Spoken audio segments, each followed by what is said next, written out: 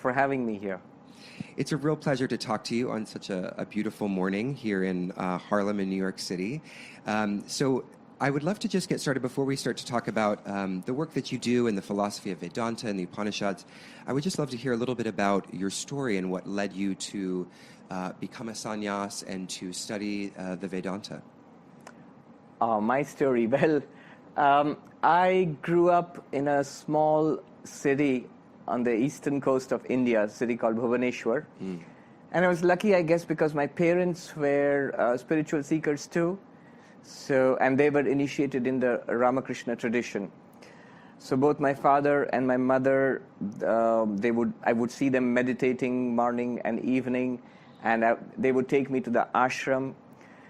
And I grew up reading a lot of books on Vivekananda and Vedanta and different areas of spirituality. I guess I belong to the last generation before internet and cable TV, so all we had were books. And I was a voracious reader. So I read all sorts of things, but especially Vivekananda and Vedanta. And as I grew up, the way I started thinking was, look, here Vivekananda is talking about the real nature of the individual as being divine, as God within us.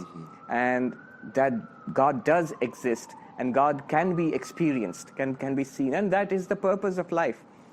And somehow all of that began to make sense for me. And I used to go to the ashram on my own, sometimes getting scoldings from my mom because I was not neglecting my homework maybe or something. And I remember people telling me, oh, that's for old people. Don't spend so much time in the ashram. You're just a kid. Go and play or study or whatever. But I still remember this old grand aunt of mine who said, don't listen to them. Start young. That's the time to start spiritual seeking. And by the time I was in college, I had decided the goal of my life was to find God, to experience God. Just like the old books of Vedanta tell me, like Vivekananda was telling me. So when I finished college, I didn't waste a single day. I went straight and joined the Ramakrishna mission as a novice. It's called a brahmachari. So I joined in 1994. And I've been a monk ever since, from 1994 onwards. Excellent. And in your years being a monk, you've been traveling around quite a bit. You spent some years in India, and then you just relatively recently moved to the United States. Is that correct?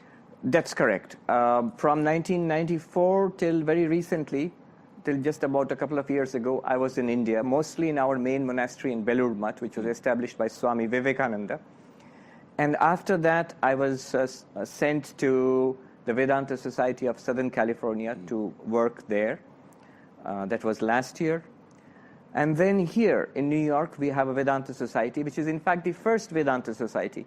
It was established by Swami Vivekananda in 1894, when he came to this country in 1893 to attend the World Parliament of Religions in Chicago.